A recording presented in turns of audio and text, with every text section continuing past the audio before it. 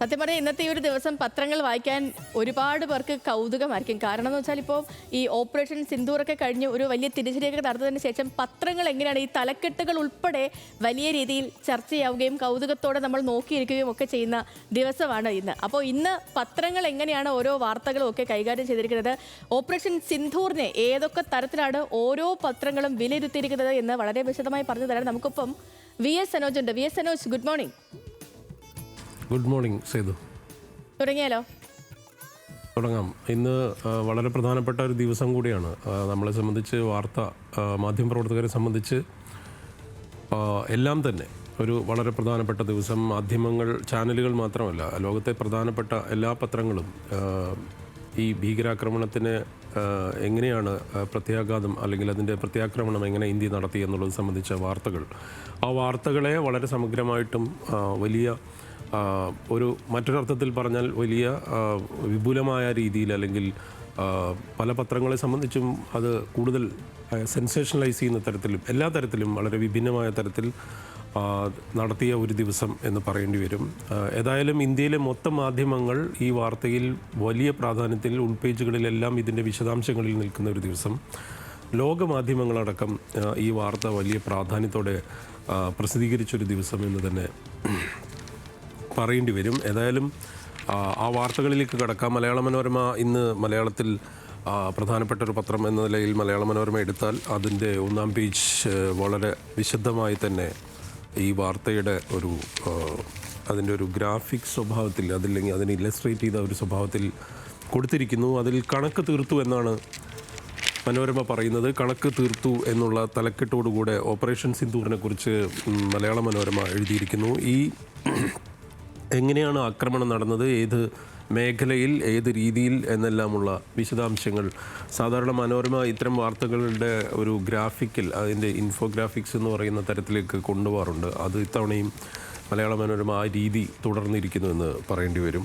മാതൃഭൂമി മറക്കില്ല എന്ന് മാതൃഭൂമി തലക്കെട്ടിൽ എഴുതിയിരിക്കുന്നു.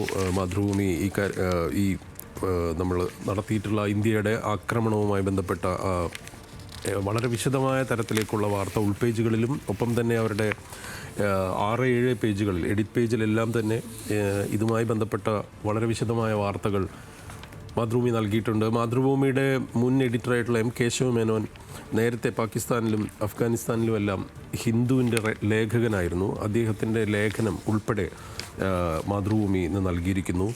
സിന്ദൂര തിളക്കം എന്നാണ് മാധ്യമം നൽകിയിരിക്കുന്ന തലക്കെട്ട്. മാധ്യമം സിന്ദൂര തിളക്കം എന്ന് എഴുതുമ്പോൾ ദേശാഭിമാനി മറുപടി എന്നാണ് ദേശാഭിമാനി അതിൻ്റെ തലക്കെട്ടിൽ പറയുന്നത്.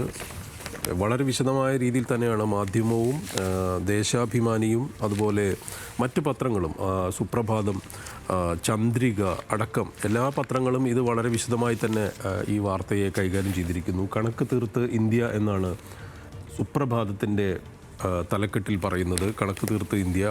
ഒപ്പം വിരണ്ട് പാകിസ്ഥാൻ എന്നാണ് ചന്ദ്രിക എഴുതിയിരിക്കുന്നത്. വിരണ്ട് പാകിസ്ഥാൻ. ഓപ്പറേഷൻ സിന്ദൂർ ഒന്നാം പേജിൽ അവർ ഫുൾ സ്ട്രെച്ച് ചെയ്തിട്ടുള്ള വളരെ വിശദമായ രീതിയിലുള്ള വാർത്തകൾ.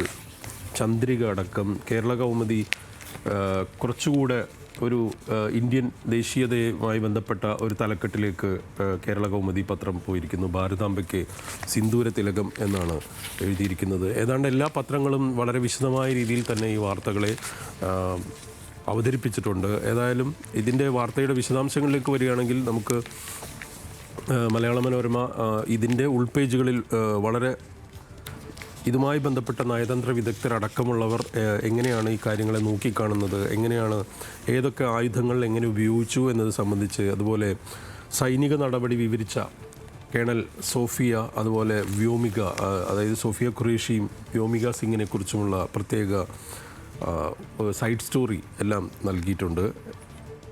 അതുപോലെ AK ആൻ്റണിയുടെ പ്രതികരണമടക്കം എയർ മാർഷൽ SKR നായർ അതിവേഗം കൃത്യം അദ്ദേഹത്തിൻ്റെ ലേഖനം, ഇവരെല്ലാം തന്നെ സൈനിക മേഖലയിൽ വലിയ നേരത്തെ അനുഭവ സമ്പത്തുള്ള മനുഷ്യരാണ്. അതുപോലെയുള്ള ആളുകൾ, അതുപോലെ നയതന്ത്ര വിദഗ്ധർ, ഇവരുടെയെല്ലാം വിശദാംശങ്ങൾ അല്ലെങ്കിൽ അവരെല്ലാം എങ്ങനെയാണ് ഈ കാര്യത്തെ നോക്കിക്കാണുന്നത് എന്നുള്ള കാര്യം വളരെ വിശദമായി തന്നെ നൽകിയിരിക്കുന്നു. ഇന്നേതായാലും ഇന്ത്യൻ മാധ്യമങ്ങളെല്ലാം നമുക്കറിയാവുന്നതുപോലെ ഇനിയുള്ള ദിവസങ്ങളിൽ പ്രത്യേകിച്ച് ഈ മണിക്കൂറുകളിലെല്ലാം തന്നെ ഈ വാർത്തയിൽ തന്നെയായിരിക്കും നിൽക്കുക എന്ന് നമുക്കറിയാം. ഏതായാലും ഇതിന് മറ്റൊരു വ്യത്യസ്തമായൊരു മുഖമോ വ്യത്യസ്തമായൊരു ഭാഷ്യമോ പല വാർത്തകൾക്കും സാധാരണ അതിൻ്റെ ആംഗിളുകൾ വ്യത്യാസപ്പെട്ട് നൽകുന്ന പതിവ് നമ്മൾ സ്വാഭാവികമായി മാധ്യമങ്ങൾ സ്വീകരിക്കും. പക്ഷേ ഇന്നത്തെ ദിവസത്തെ സംബന്ധിച്ചിടത്തോളം ഇന്ത്യ നടത്തിയ ആക്രമണത്തെ സംബന്ധിച്ച് എല്ലാ മാധ്യമങ്ങളും, ഇപ്പം ഹിന്ദി മാധ്യമങ്ങളാണെങ്കിലും ABP ആനന്ദ അടക്കം ആനന്ദ് ബസാർ പത്രികയുടെ ഈ പേപ്പർ നമ്മൾ നോക്കിയാൽ അറിയാം, അതിലെല്ലാം തന്നെ അതുപോലുള്ള മറ്റ് പത്രങ്ങൾ വളരെ വിശദമായി ദൈനിക് ഭാസ്കർ അടക്കമുള്ള ടെലിഗ്രാഫ് അടക്കമുള്ള പത്രങ്ങൾ, ഹിന്ദുസ്ഥാൻ ടൈംസ് എല്ലാം തന്നെ ഈ വളരെ കൗതുകകരമായ രീതിയിലോ അല്ലെങ്കിൽ ഏറ്റവും വായനക്കാരനെ ക്യാച്ച് ചെയ്യുന്ന തരത്തിലേക്ക് പ്ലേസ് ചെയ്യാൻ ഈ വാർത്തകൾ അവതരിപ്പിക്കാൻ ശ്രമിച്ചിട്ടുണ്ടെന്ന് തോന്നുന്നു. ഏതായാലും ഹിന്ദു പത്രം എനിക്കതിനകത്ത് ഹിന്ദു പത്രത്തിൻ്റെ വാർത്താ രീതി നേരത്തെ നമ്മൾ ഈ പ്രസ് സ്റ്റോപ്പിൽ പറയാറുണ്ട്. ഈ വാർത്തയെ അവതരിപ്പിക്കുന്നതിൽ കാണിക്കുന്ന ഒരു പക്വതയും അതുമായി ബന്ധപ്പെട്ട ഒരു ജേർണലിസ്റ്റിക് അപ്രോച്ച് എന്ന് പറയുന്നത് വളരെ കൗതുകകരവും വളരെ ഇൻട്രസ്റ്റിംഗ് ആണ്. അത് ആ രീതിയിൽ ഇന്നത്തെ ഈ സംഭവത്തെ ഹിന്ദു വളരെ പക്വതയോടെ അവതരിപ്പിച്ചിട്ടുണ്ട്. ഒന്നാം പേജിൽ ഹിന്ദുവിൻ്റെ പ്രധാനപ്പെട്ട വാർത്ത അത് തന്നെയാണ്, Indian forces hit Pakistan terror base എന്നാണ്. അപ്പോൾ പാകിസ്ഥാൻ്റെ ടെറർ ബേസസുകളിൽ ഇന്ത്യൻ ഫോഴ്സ് നടത്തിയ ആക്രമണത്തെക്കുറിച്ച് കൃത്യമായ വിശദാംശങ്ങൾ തന്നെ ഹിന്ദു നൽകിയിരിക്കുന്നു. ഒപ്പം ഹിന്ദുവിൻ്റെ 12-ാം പേജിൽ ഇതുമായി ബന്ധപ്പെട്ട് എല്ലാ വിശദാംശങ്ങളും ഉൾക്കൊള്ളിച്ചിട്ടുണ്ട്. പക്ഷേ വളരെ ആറ്റിക്കുറുക്കിയ രീതിയിലാണ് ഈ കാര്യങ്ങളെല്ലാം അവതരിപ്പിക്കുന്നതും ഇതിനെക്കുറിച്ച് അവർ വിസ്തരിക്കുന്നതും എന്ന് നമുക്ക് കാണാൻ പറ്റും. ഈ ജെയ്ഷെ മുഹമ്മദിൻ്റെ മസൂദ് അസറിൻ്റെ അവിടെ ഈ മസൂദ് അസറിൻ്റെ കുടുംബാംഗങ്ങൾ താമസിച്ചിരുന്നു എന്ന് പറയുന്ന ഈ കെട്ടിടത്തിലേക്ക് നടത്തിയിട്ടുള്ള ആക്രമണത്തിൻ്റെ വിഷ്വൽ സഹിതമുള്ള വാർത്ത ഹിന്ദു നൽകിയിരിക്കുന്നു. അതുപോലെ ഈ പാകിസ്ഥാൻ പഞ്ചാബ് പ്രോവിൻസിൽ നടത്തിയിട്ടുള്ള ഒരുപാട് കാലത്തിന് ശേഷമാണ് ഇന്ത്യ അവിടേക്ക് ഒരാക്രമണം നടത്തുന്നത് എന്നുള്ളതിൻ്റെ ഒരു ചരിത്രപരമായ കാര്യം കൂടെ ഇതിൽ വന്നിരിക്കുന്നു. ഏതായാലും ഇത്തരത്തിൽ ഓരോ പത്രങ്ങളും ഈ വാർത്തയെ അതിൻ്റെ പല തലങ്ങളെ സമീപിച്ചിരിക്കുന്നു എന്ന് പറയേണ്ടി വരും. ഇനി പാകിസ്ഥാൻ്റെ ഭാവി എന്തായിരിക്കും എന്നത് സംബന്ധിച്ച് ഈ തിരിച്ചടിയോട് എങ്ങനെയായിരിക്കും പാകിസ്ഥാൻ അടുത്ത ഒരു സ്റ്റെപ്പിലേക്ക് പോവുക എന്നത് സംബന്ധിച്ചും മാതൃഭൂമി അടക്കം ഹിന്ദു അടക്കമുള്ള പത്രങ്ങൾ വിശദമായി തന്നെ പറയുന്നുണ്ട്. ഒപ്പം എടുത്തു പറയേണ്ട ചില തലക്കെട്ടുകൾ കൂടെ പറയാം. അതായത് ടൈംസ് ഓഫ് ഇന്ത്യയും ഇന്ത്യൻ എക്സ്പ്രസ്സുമാണ്. അതിൽ ടൈംസ് ഓഫ് ഇന്ത്യ നൽകിയിരിക്കുന്ന തലക്കെട്ട് പേബാക്ക് ഫോർ പഹൽഗാം എന്നാണ്. അതായത് പഹൽഗാമിന് വേണ്ടി നടത്തിയിട്ടുള്ള ഒരു തിരിച്ചടി അല്ലെങ്കിൽ കൃത്യമായി അതിനുള്ള തിരിച്ചടി നൽകിയിരിക്കുന്നു എന്നുള്ള മട്ടിൽ തന്നെ കണക്ക് തീർത്തിരിക്കുന്നു എന്ന മട്ടിൽ പഹൽഗാമിനെ കുറിച്ച് ടൈംസ് ഓഫ് ഇന്ത്യ എഴുതിയിരിക്കുന്നു. ഒപ്പം അവിടെ മരിച്ചു വീണ പഹൽഗാമിൽ മരിച്ച ആളുകളുടെ അല്ലെങ്കിൽ ആ വ്യക്തികളുടെ രക്തസാക്ഷിത്വം ഭരിച്ച മനുഷ്യരുടെ കുടുംബാംഗങ്ങൾ അതിൽ പലരും വിവാഹത്തിന് ശേഷം ആദ്യമായി നടത്തിയ യാത്രയടക്കമാണ്. അവരുടെ ഭാര്യമാരുടെ എല്ലാം പ്രതികരണങ്ങൾ ഏതായാലും പത്രങ്ങൾ പ്രാധാന്യത്തോടെ നൽകിയിട്ടുണ്ട്. ഇന്ത്യൻ എക്സ്പ്രസ്സും ഈ വാർത്തയെ വളരെ ശ്രദ്ധാപൂർവവും വളരെ മനോഹരമായി തന്നെ അവതരിപ്പിച്ചിരിക്കുന്നു.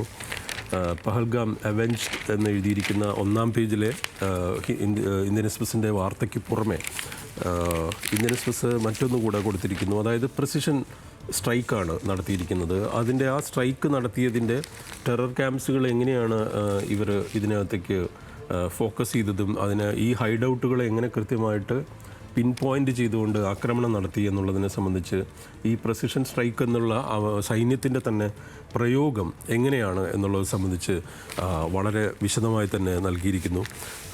ഇന്ന് ഈ വാർത്തകൾ ഒരുപക്ഷെ ഇത്തരമൊരു ആക്രമണ സാധ്യത അല്ലെങ്കിൽ ഒരു ആക്രമണത്തിൻ്റെ സാഹചര്യവും ഉണ്ടായില്ലെങ്കിൽ സ്വാഭാവികമായി വരാൻ സാധ്യതയുണ്ടായിരുന്ന പ്രധാനപ്പെട്ട വാർത്തകളിലൊന്ന് പുതിയ മാർപ്പാപ്പയുടെ തെരഞ്ഞെടുപ്പുമായി ബന്ധപ്പെട്ടുള്ള വാർത്തകളാണ്. ആ വാർത്തകൾ മലയാളം പത്രങ്ങൾ മാതൃഭൂമിയും മനോരമയും എല്ലാം ഉൾക്കൊള്ളിച്ചിട്ടുണ്ട്. കാരണം മനോരമയ്ക്കടക്കം അവിടേക്ക് അവരുടെ പ്രധാന ലേഖകരെ തന്നെ വത്തിക്കാനിലേക്ക് വിട്ട ദിവസങ്ങളിലൂടെയാണ്. അപ്പോൾ പുതിയ മാർപ്പാപ്പയെ ആദ്യഘട്ടത്തിൽ തീരുമാനമായില്ല എന്ന് മലയാള മനോരമ കൊടുത്തിരിക്കുന്നു. അതിൻ്റെ കോൺക്ലേവ് നടപടികൾ പുരോഗമിക്കുന്നു എന്ന് കൊടുത്തിരിക്കുന്നു. മറ്റൊരു മറ്റൊരു വാർത്ത എന്ന് പറയുന്നത് യശ്വന്ത് വർമ്മയുടെ, അതായത് സുപ്രീം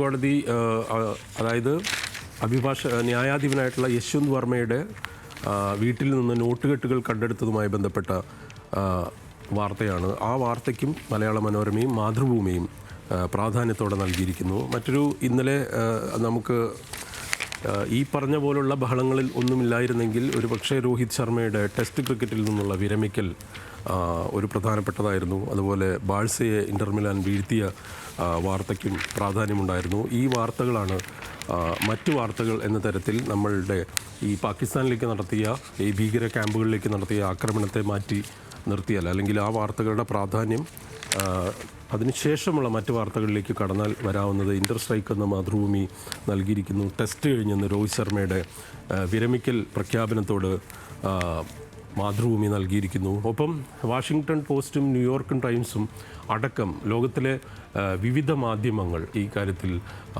അതുപോലെ ചൈനയുടെ പത്രങ്ങൾ, ഒപ്പം തന്നെ ഡോൺ പോലുള്ള പാകിസ്ഥാൻ മാധ്യമങ്ങൾ, ലോകത്തിലെ അന്താരാഷ്ട്ര മാധ്യമങ്ങളെല്ലാം, ഗാർഡിയൻ, ഞാൻ നേരത്തെ പറഞ്ഞ പോലെ ന്യൂയോർക്ക് ടൈംസും വാഷിങ്ടൺ പോസ്റ്റും വാൾ സ്ട്രീറ്റ് ജേണലും അടക്കമുള്ള മാധ്യമങ്ങളെല്ലാം തന്നെ ഈ വാർത്തയുടെ ഒരു പ്രാധാന്യത്തിൽ നൽകിയിരിക്കുന്നു. പാകിസ്ഥാൻ മാധ്യമങ്ങൾ സ്വാഭാവികമായും അവരുടെ വേർഷൻ നൽകിയിരിക്കുന്ന ഒരു ദിവസമാണ്. ഏതായാലും പ്രേക്ഷകർക്ക് നല്ലൊരു വാർത്താ ദിനം ആശംസിച്ചുകൊണ്ട് തൽക്കാലം നമുക്ക് ഇന്ന് അവസാനിപ്പിക്കാം. സേതു. ശരി സനോജ്.